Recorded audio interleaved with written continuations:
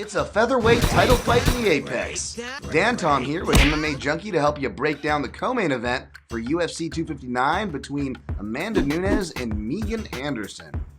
Nunes, who has looked nothing short of impressive since suffering her last defeat almost 7 years ago to Kat Zingano in one of my favorite fights, as she has since shored up a lot of her holes on paper or in the cage as far as cardio, wrestling, so on and so forth, showing just better composure for the champion in general. However, standing in the double champs way is going to be Megan Anderson, who is an Australian fighter who offers some size parity. She captured the Invicta featherweight title, and although she went 1-2 to start her UFC career against former UFC title challengers, she's since got her proverbial feet underneath her, showing her submission skills and improved ground game against Zara dos Santos, and of course her vaunted power against Norma Dumont. At the time of this video, the odds makers and the public are heavily siding with Nunes, listing her at nearly a 12-1 favorite, minus 1165 at the time of this video, with the comeback on the underdog Anderson in the neighborhood of plus 750. Now,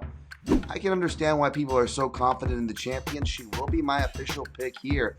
However, as I always say with heavyweight fights, or the very wide spreads that we do tend to see in these female fights, you gotta squint your eyes. This is MMA after all.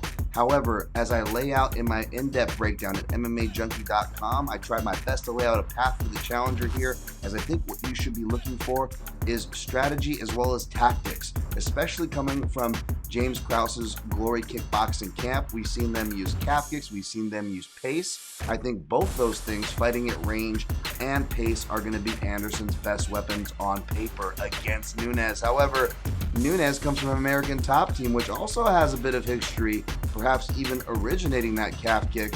Maybe we see Nunes elect to use that weapon to deal with a size parity we've yet not really have to see her answer the call to. That being said, I do suspect the small cage and the wrestling advantage for Nunes to come into play here. We saw her out wrestle a bigger, stronger featherweight, who that was supposed to be her path to victory, and she scored very high percentage against Felicia Spencer. I expect Nunes to employ a similar thing in the smaller cage, so she will be my pick here. However, check out my in-depth breakdown, not just for a potential path for the challenger, but also for results for these awesome fights this weekend.